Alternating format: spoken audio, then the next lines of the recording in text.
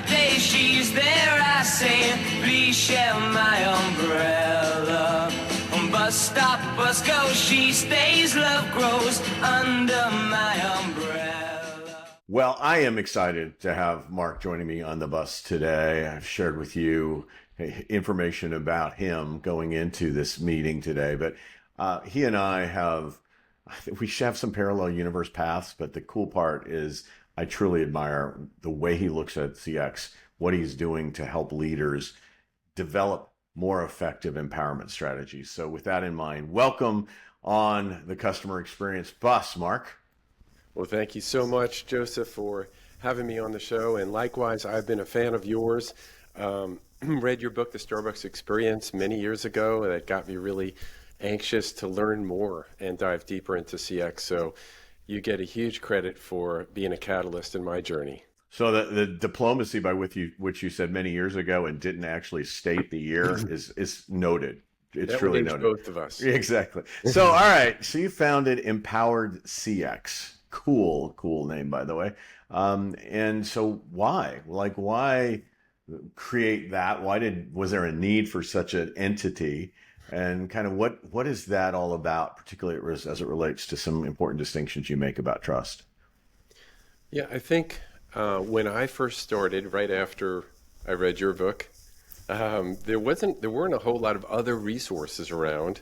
It was before CXPA, our Professionals Association, even existed, or there was a CCXP exam or any of that. So we didn't have a lot of support, and I had the opportunity to work in a regional bank in the Mid-Atlantic and the DC area. It was a great testing lab for me to learn and apply what I was learning from other really smart people about how to do CX. We had B2B, we had B2C, because we did all sorts of everything from mortgage to commercial to retail banking. But there was nobody orchestrating the CX efforts, right? So through trials and tribulations, I learned a lot about the potholes and the hurdles, and I thought, I love to learn, I also love to teach. So I thought, well, how can I best use now that we made the age reference a moment ago. Now that I'm getting up there and I guess rounding third and heading for home here, how can I give back? How can I offer something to the community of professionals, knowing how hard it is? And for CX leaders, we are not only like other leaders trying to seek out resources for our efforts, like birdies in a nest seeking food from mama, but we are not an established department and not a given in like accounting or other departments in the organization. So we have even stronger headwinds. So that was the reason why I started Empowered CX, really to serve and give back and reach out to those in our profession and try and do what I could to help others. Well, you think about it, you're in the banking industry, these hard numbers, cold hard facts kind of world. Plus, I know you've taught in business schools and masters in business administration programs, which often can be very logical, transactional in the outcomes and the KPIs they drive. So it's absolutely insane of you to get in the messy middle of all this customer experience work. I don't know what you were thinking, but it is a transition, isn't it? I mean, to get people to think about things like trust, which is a real anchor point for the way you conceptualize, to think about it and then to figure out a way to move organizations forward in what sometimes can feel very fuzzy and soft. Yeah, that is a good point. And sometimes it's really hard to have that conversation, especially with bankers. But if anyone else is in an industry where things tend to be legacy oriented and highly regulated, they can probably empathize with me, and what I'm saying here is how difficult it is. But at the same time, I think we all understand at a gut level how important trust is in our own relationships, and somehow that's got to translate. I think part of what I try to do is bridge the gap between how trust impacts business outcomes. I remember when the Speed of Trust came out, I think it was the Covey's son, not this Covey Senior, but I remember reading it, and there was a line in there that posed trust as an operationalizable variable. And it was eloquently written. It's like poetic in the way that they framed it. But it suggests that we kind of underestimate the degree to which we can, I don't want to say posture for trust, but to really embrace the elements that drive trust. So I'll kind of take it from there. And I know you make really big distinctions about trust.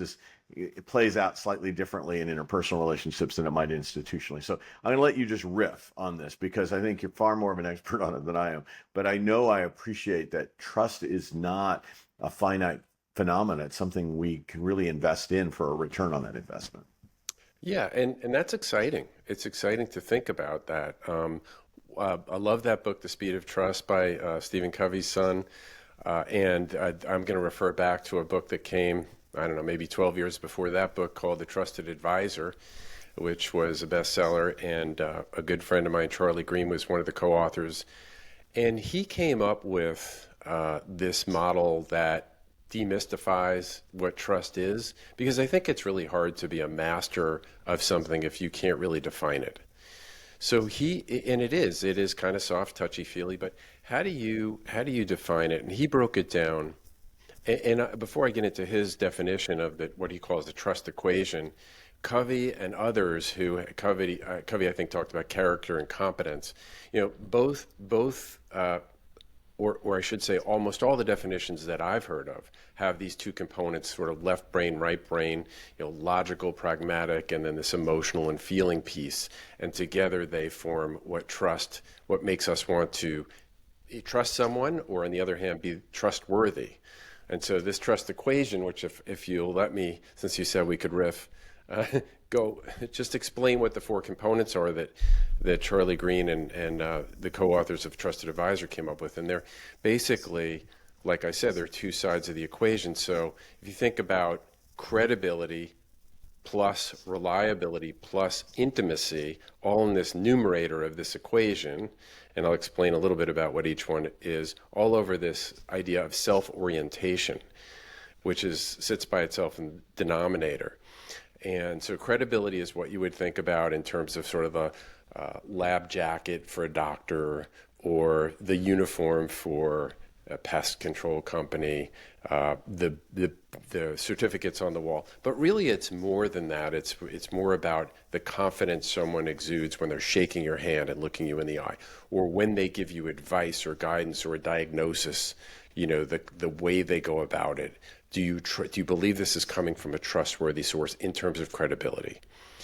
In terms of reliability, that's probably the simplest one to explain. It really is, do you keep your promises? Do you follow through? Do you do what you say you're going to do? Are you predictable? And then the third one in the numerator is intimacy, which is really kind of an odd word in a business context, intimacy, to put in this. But the authors did it, I think, intentionally, because it's a very rich word, and what it essentially means is this idea around psychological safety. So is this a safe place? Is this a safe harbor for us to have difficult conversations in?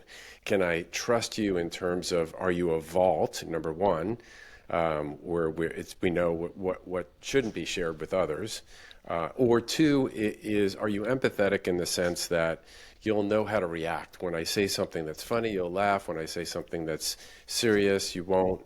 When I say something that's sad, you'll cry with me. That's what intimacy is about. So it's about creating this psychological safety place. And then the last one is self-orientation, which is all about your focus. Is it on the other person, or is it on yourself and your own goals and your own interests? And a classic example of that is a used car salesman who wants to make the sale, and it's kind of obvious that he's trying to sell you something.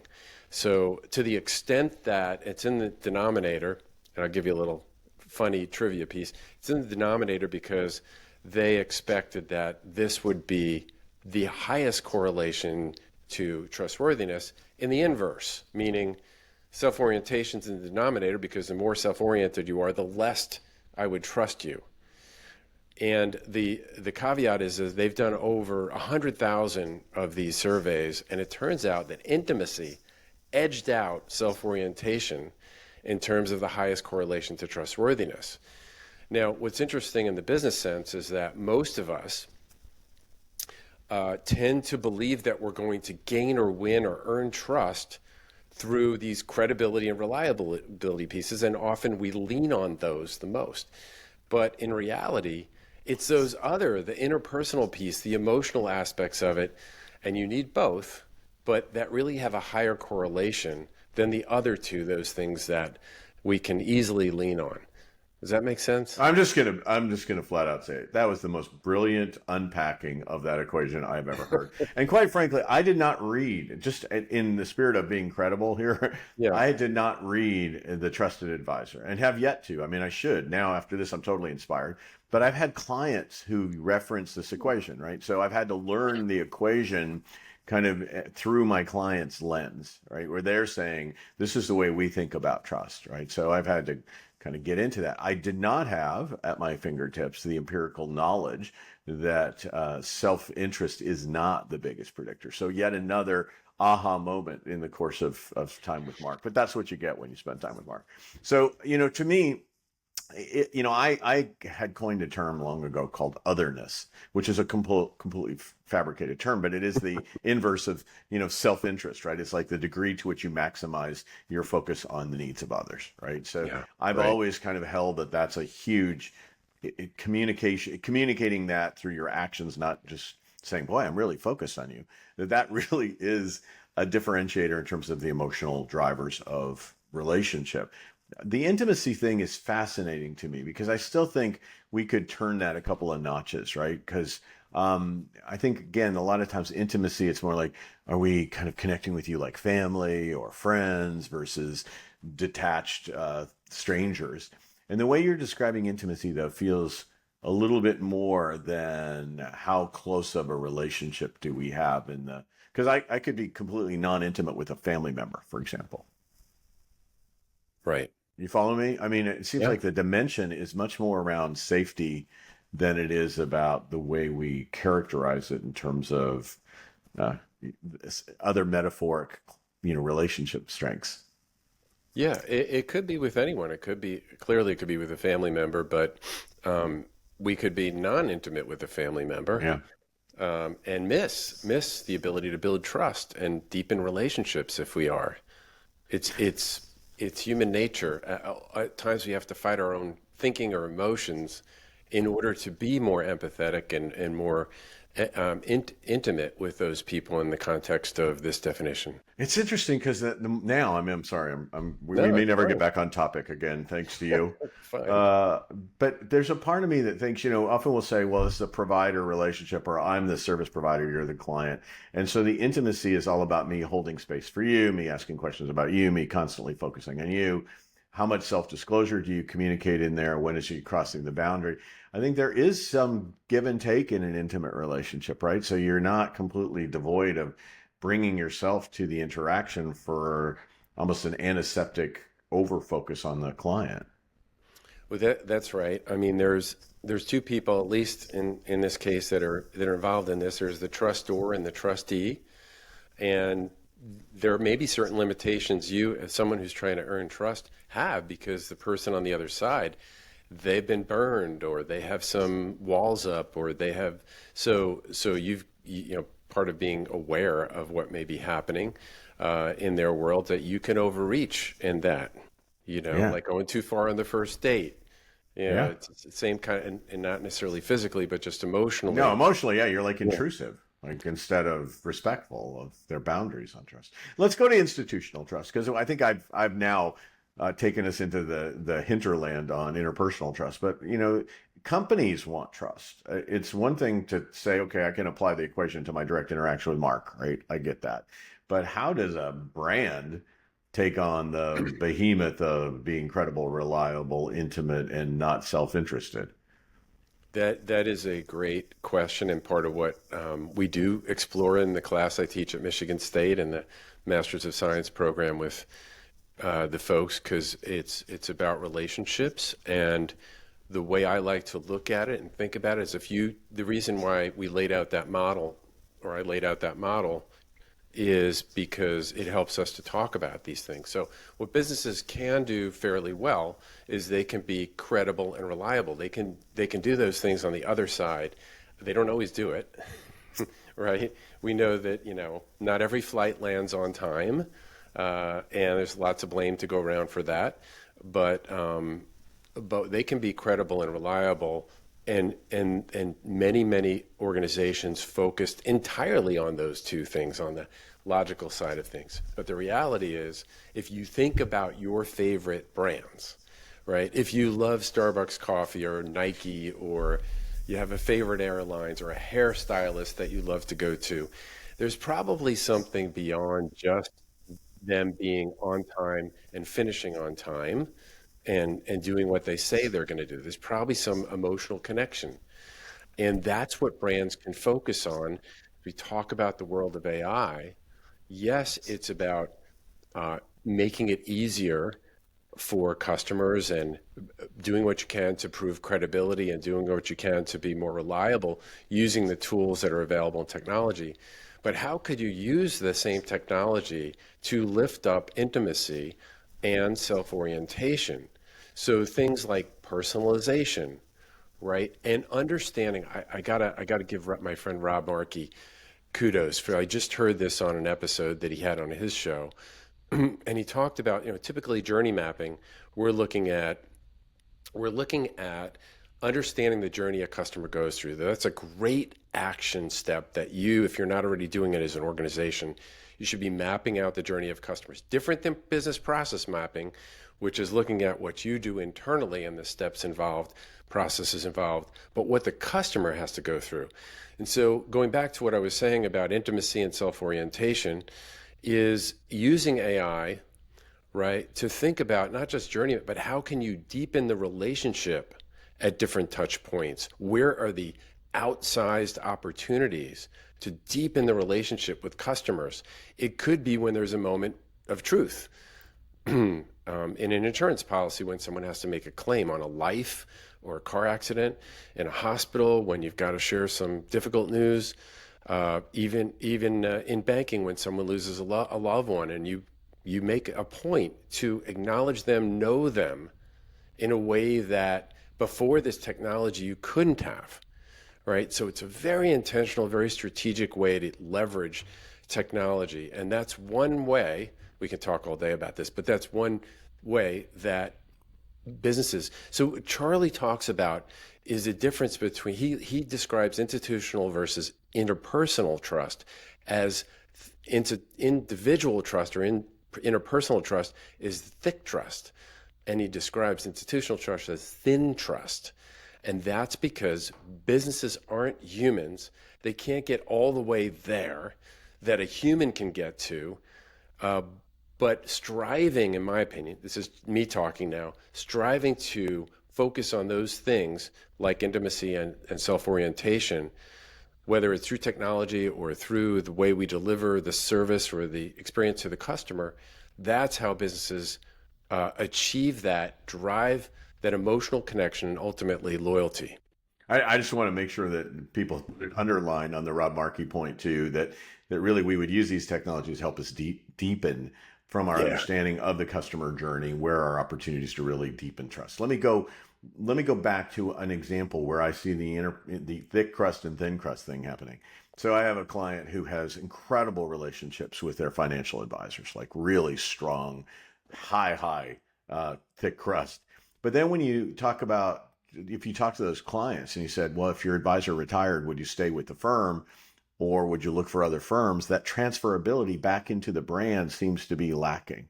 So I'm going to ask you to step into my shoes for a minute. I'm going to put you in AI. Take the role of Joseph and imagine what you would be trying to do to help transfer the thick crust up the stream to the thin crust, so that at least you deepen a little more crust in the events there was a disruption in the relationship in the thick crust.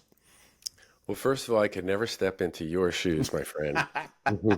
Yeah, that would be an ugly, ugly look. I wouldn't want you to have to do that to yourself at all. And secondly, the question is how can institutions So that is almost by definition the difference between the thick crust and the thin crust is the relationship really exists in this model and other models that I could share exists between that human, the face of the company, and it's been what you're describing is the chief revenue or chief sales officers. One of the biggest nuts they have to crack is I don't want this relationship manager to leave and take his book or her book of business with them. Yeah. So that creates risk for the organization. And after all, we're paying them and they work for us. I don't know that anyone's really cracked that nut for this particular reason, is the relationship really is. So one of the things you can do, right, is there's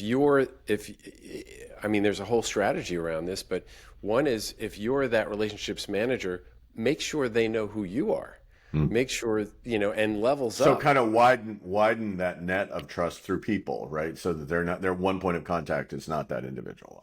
That's exactly in keeping with the strategy that I typically use. So yay. All right. I love that. But I can tell you, there are brands like Starbucks who, particularly in the early days, I'm not necessarily saying this is true now, but when I remember early on, when the brand trust was so high, that even if your baristas were transient, the commonality of the human experience by selection and training and creating the vision of what we try to create emotionally every single time, that was enough, I think, to make thicker crust of the brand when people were more transient and kind of representatives as opposed to deeply personal.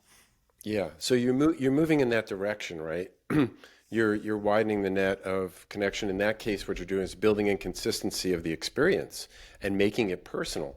As you move in that direction, I would argue, and I think Charlie Green would agree with this, is that you're never going to get there. The financial advisor has such a deep relationship with you that when they leave, it's really going to be hard. In Starbucks, you're talking about baristas, you're talking about a cup of coffee. When you're talking about all your assets, there's a different level of trust that gets built over time. But the answer to your question is I'm still going to want, as a leader of a business, I'm still going to want to move in that direction to try and create. I don't like to think of it in economic terms as switching costs, because that's kind of a negative customer. That's pretty impersonal right there. Yeah, that is. But what can you do to build value in the customer's relationships throughout the touch points that builds a level of trust with the organization beyond just the relationship they have with the main point person? I think it's not only in the interest of the company, I think it's probably interest of a client to have more than one contact point for any organization, because heaven forbid something untoward happens to somebody in an organization, you have no one else to reach out to, right? Like all of your eggs are in that one trust basket. There's nowhere else you can go. So I think there's wisdom in this from all sides, but let's kind of move this on a little bit. I want to talk about you and what you do. Now, you've alluded to your course at Michigan State University, so let's make that be known. You were on the cutting edge. You've been on the cutting edge of a lot of things. First off, before CXPA, you told your story, but you haven't told the story of you really playing a very important role in helping stand up CXPA, the Customer Experience Professionals Association, a very active role in supporting the launch and success of that organization. So I want that to be known. Beyond that, you've also played this cutting edge give back role when it comes to training future generation of CX professionals. And you do that through the master's degree program at Michigan State University. One of only two in the country that I'm aware of. I'm involved in the other one. That's where our parallel universes go. I'm over at Campbellsville. But suffice it to say, you took a leadership role in that, and you teach there. So I want you to talk about what you teach there. But more importantly, look, you make the world better through CX. I want people to be able to find you and access the resources, the master classes, for example, that you're involved in. So please don't be humble. Go for the credible right now. Go for the credible, baby. The self-interest stuff is only, I'll take care of your self-interest here, because I think what you offer is all otherness lathered up. So go for it. Well, thank you, Joseph. So I just want to backtrack on the CXPA. Standing it up, I want to be careful. I was involved when it first started in the regional, in the Washington, D.C. local networking and pretty involved in that. And then a few years later, got involved and served on the board for 3 years, and was very active and still am active. So that was formative. I mean, I probably gave the impression that you were in the Bruce world and you were in the early generation, but clearly when it needed you to be successful and be viable, you played your roles in every turn. So, but okay, so we've qualified that. Thank you for adding to your credibility by not taking credit that was not yours. But let's kind of move on to then, where are you today in your empowered CX world and your Michigan State University teaching world? Yeah, so at MSU, they did build out a 15-course Masters of Science program, and I've been fortunate enough to be on the faculty there since it started. The course I teach is customer relationship management, and so we talk about things like interpersonal and institutional trust. What is relationships? What does it mean for an organization to have relationships with its clients? What are all relationships equal? Are all customer relationships equal to the I love this. I wrote a blog once where all customers are not equal, against all of the wisdom of American, political systems.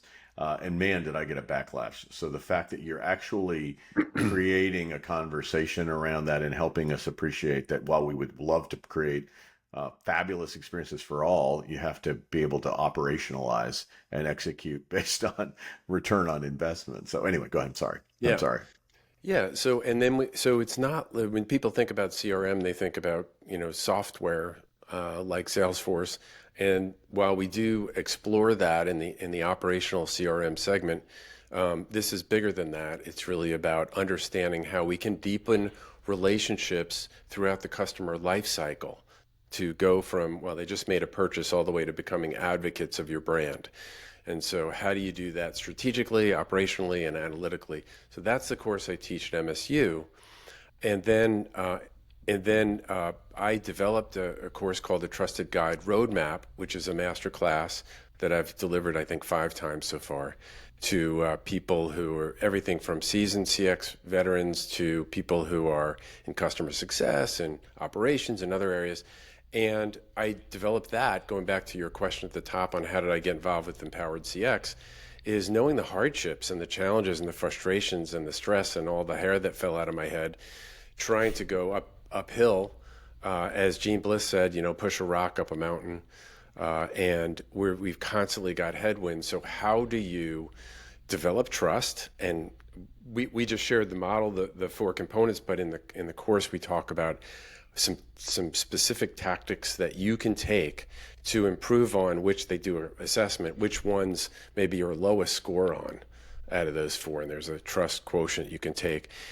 We talk about institutional trust, and then we get into this idea of being the guide versus the hero, right? That's a big mistake, because we can't do this on our own. As CX leaders, we have small budgets, we have limited manpower, we don't have positional authority. So how do you evoke change in an organization, really trying to get transformation with such limited resources? So you have to do it through other people. You have to build a guiding coalition, and you have to do that through building trust. You can't do it by trying to be the hero, and I know I've made that mistake a number of times. So we talk through some specific strategies on how to do that, and then how to build your roadmap. And lastly, we do proving the value. So at some point, the credibility piece is the ROI, and what are several models you can use to prove the ROI of your experience, but also to understand the value of what you bring goes beyond just ROI modeling, because at the end of the day, you can share whatever financial equation that you want to, and it still gets decided primarily on emotion. Yeah. And the reason I say that is because the C-suite is what I'm talking about, and trying to get buy-in, and they're assessing decisions that they have to make on A, B, or C, or D, and they're not exactly equal. They're never equal. They're different. Think I can cut costs, I can grow revenue, I can retain customers. They're not apples to apples typically, and some of that may have to do with the political winds going on in the organization. Maybe there's a cost-cutting effort. Maybe we're about to make a merger that nobody knows about. So it's really important to understand that your role as a CX leader is to bring value, but it's not just the ROI of CX. So when's the next masterclass, and how do people find out more about that? Because I'm assuming that there are people right now going, okay, I may not have the bandwidth to do a full master's degree course, or I'm not interested in doing this for a living, but I do want to increase the trust of my organization and my own interpersonal trust. So how would they connect with you around the masterclass opportunity? Yeah, so we're going to do one in September. It'll be the next one. And we'll on the website, empoweredcx.com. And then there's information on how to learn more about it, hear testimonials from people who went through it, and to register if they want.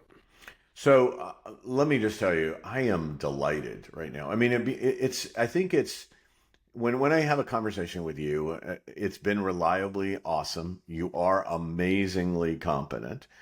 You have created, I think, this safe place for us to have a conversation where I can admit my vulnerabilities, you'll admit your vulnerabilities, and we hopefully are shooting for educating people to elevate the way they engage at an institutional level and interpersonally. That to me is delightful.